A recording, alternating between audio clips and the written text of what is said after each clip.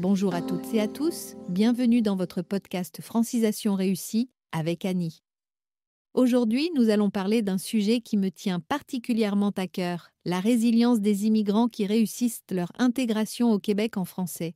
Oui, il y a de belles histoires de réussite malgré les défis initiaux. Imaginez-vous arriver dans un nouveau pays où tout est différent? La langue, la culture, le climat et même la façon de dire bonjour. C'est le quotidien de milliers d'immigrants qui choisissent le Québec chaque année. Commençons par Maria. Quand je suis arrivée, je ne parlais pas un mot de français. Aller à l'épicerie était un défi. Mais je me suis dit, un jour à la fois, une phrase à la fois. Je vous partage les stratégies gagnantes qui aident tous mes apprenants à progresser. Ils écoutent la radio québécoise. Ils regardent la télévision en français comme Ahmed. J'ai commencé par regarder l'émission Tout le monde en parle avec des sous-titres. Au début, je ne comprenais rien. Après 6 mois, j'ai réussi à faire rire mes collègues avec une blague en français. Ce jour-là, j'ai compris que je commençais vraiment à m'intégrer. C'est super, Ahmed. C'est ce que je dis souvent, il faut se lancer. N'ayez pas peur de faire des erreurs. Nous sommes très patients et nous apprécions les efforts que vous faites pour parler français. D'autres participent aux activités communautaires. Ils osent parler même avec des erreurs. Ils notent les nouveaux mots dans un carnet. Ils pratiquent avec les voisins. Je sais que plusieurs d'entre vous me demandent souvent « Annie, c'est bien beau les cours de français, mais où est-ce que je peux pratiquer en dehors de la classe ?»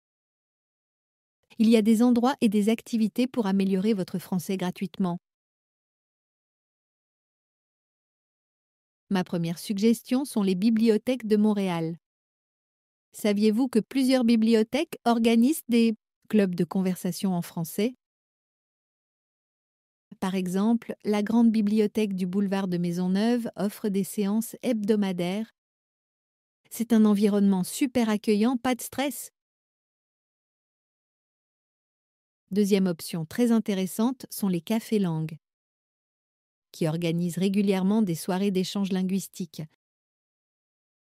C'est vraiment sympa, vous rencontrez des Québécois et des Français expatriés qui veulent apprendre votre langue. Et vous pratiquez le français autour d'un bon café. Pour les sportifs, je recommande vivement de vous inscrire dans une ligue sportive amateur. Les ligues de soccer ou de volley-ball sont populaires à Montréal. Non seulement vous pratiquez votre français, mais vous restez en forme.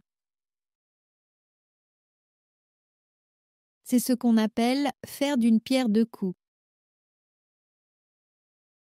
Maintenant, parlons des centres communautaires. Par exemple, le Centre Saint-Pierre dans le village organise souvent des ateliers en français. Ça peut être de la cuisine, du bricolage, du yoga. C'est l'occasion parfaite de pratiquer le français tout en apprenant quelque chose de nouveau.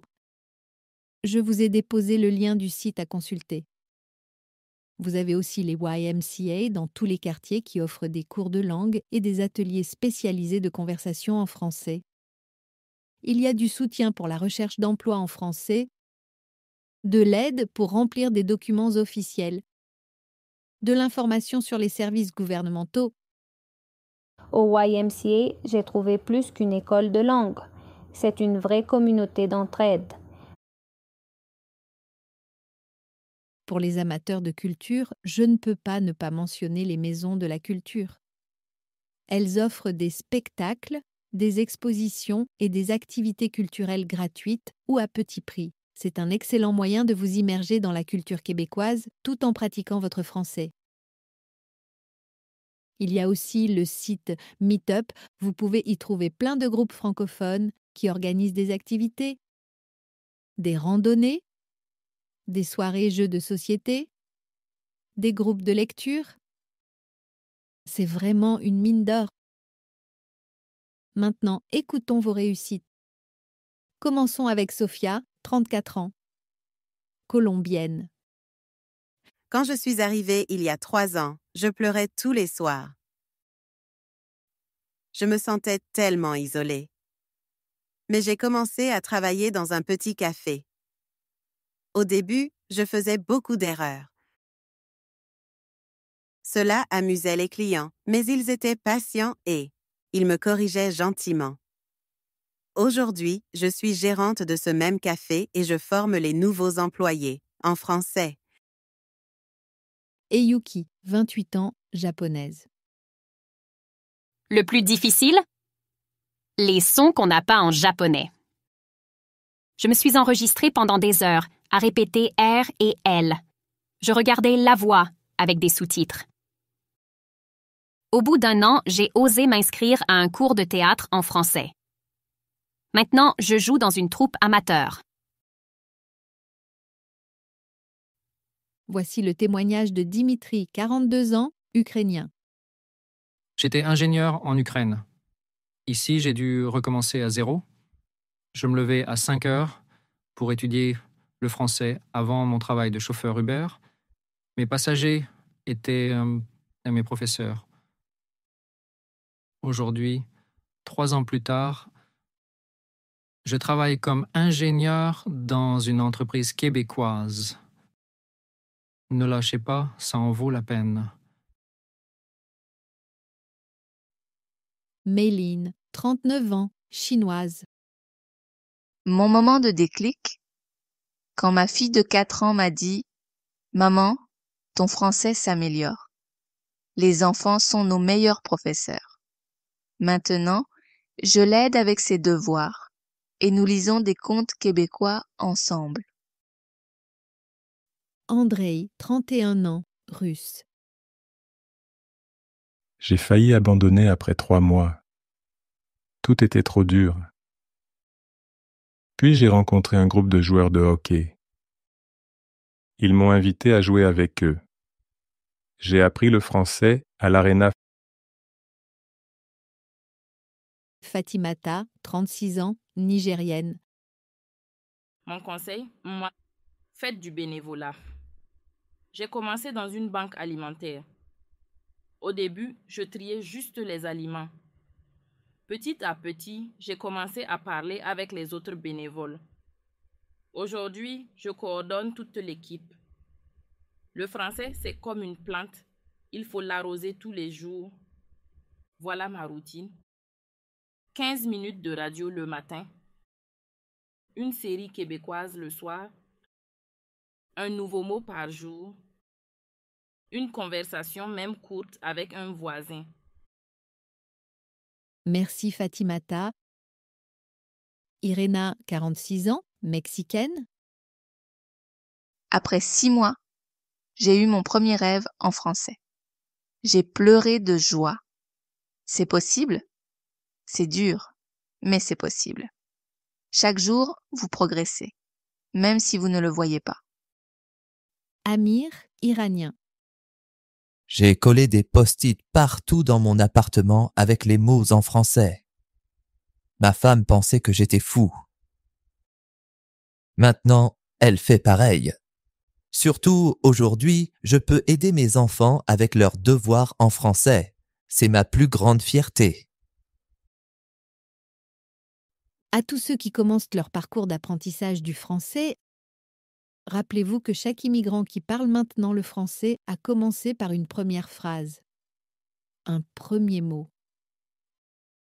Les petites victoires qui témoigneront de votre progression seront votre premier rendez-vous médical en français, votre premier entretien d'embauche réussi, votre première blague comprise, votre premier ami québécois, et bien plus.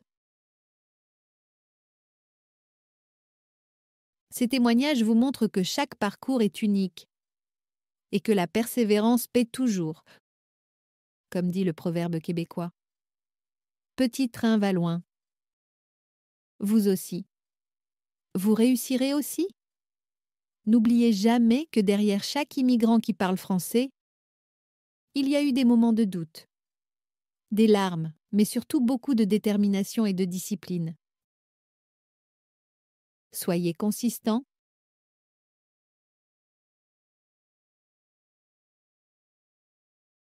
La résilience, c'est comme un muscle. Plus on l'exerce, plus elle se renforce. Le chemin peut sembler long, mais chaque pas compte. Votre persévérance d'aujourd'hui sera votre fierté de demain. Merci de choisir de pratiquer votre français avec moi et à la semaine prochaine. Et comme toujours, je vous souhaite le plus beau des succès dans votre intégration en français. Ne lâchez surtout pas.